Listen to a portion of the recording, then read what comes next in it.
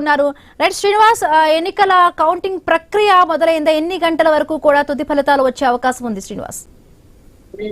సుధా, ఉమ్మడి ఆదిలాబాద్ జిల్లా వ్యాప్తంగా సర్పంచ్ మొదటి విడత ఎన్నికలకు సంబంధించి అయితే చివరి ఘట్టానికి అయితే చేరుకున్నాయి. ఉదయం 7 గంటలకు ప్రారంభమైనటువంటి పోలింగ్ ప్రక్రియ మధ్యాహ్నం 1 గంటకైతే ముగుస్తుంది. పూర్తిగా ఇటు అభ్యర్థులకు సంబంధించినటువంటి భవితవ్యం అయితే ప్రస్తుతానికి బ్యాలెట్ బాక్స్ లో నిక్షిప్తమైన ఉన్న పరిస్థితులు అయితే ఉన్నాయి. ఉమ్మడి ఆదిలాబాద్ జిల్లా వ్యాప్తంగా ఆదిలాబాద్ లో 69.10% పోలింగ్ నమోదవగా మంచిర్యాలలో 77.34% నమోదైంది. ఇటు నిర్మల్ జిల్లాకు సంబంధించి 79.87 పోలింగ్ శాతం అయితే నమోదైంది. అయితే గతంతో పోల్చుకుంటే మాత్రం ఈ ఏడాది కొంతమేర పోలింగ్ శాతం నమోదవడంతో ఎవరికి పాజిటివ్ అవుతుంది అనేది కూడా ఒకంత అభ్యర్థులు అయితే ఆందోళన అయితే ఉంది. ఉమ్మడి ఆదిలాబాద్ జిల్లా వ్యాప్తంగా అధికార కాంగ్రెస్ పార్టీ అభ్యర్థులతో పాటు ప్రతిపక్ష బీఆర్ఎస్ బీజేపీ పార్టీల అభ్యర్థులు అయితే పోటీ పడుతున్నారు. పూర్తిగా ఇటు గ్రామాల్లోనైతే త్రిమకపోరు ఉన్న పరిస్థితులు అయితే ఉన్నాయి. అయితే గత ఎన్నికలతో పోల్చుకుంటే మాత్రం ఎన్నికల్లో అత్యధికంగా ఇటు యువకులు నామినేషన్లు వేయడం,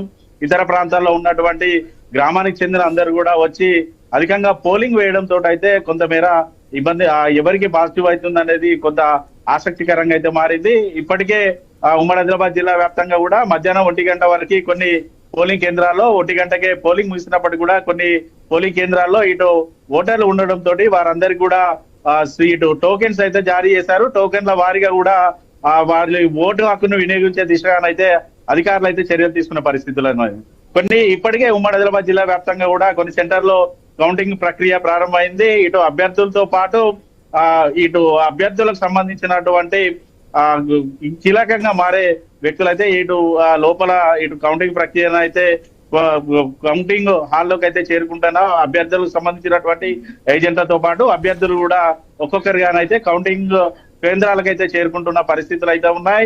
ఇటు చిన్న గ్రామ పంచాయతీలకు సంబంధించి సాయంత్రం 4 గంటల నుంచి 5 గంటల లోపు పూర్తిగా ఫైనల్ ఫలితాలు వెలువడే అవకాశాలు ఉండగా మేజర్ గ్రామ పంచాయతీలకు సంబంధించి మాత్రం సాయంత్రం 6 గంటల నుంచి 7 గంటల వరకు సమయం పట్టే అవకాశం ఉంది. అయితే ఇటు చిన్న గ్రామ పంచాయతీలు కానీ మేజర్ గ్రామ పంచాయతీల్లో కూడా ఒకంత ఆసక్తికర వాతావరణం అయితే ఉంది.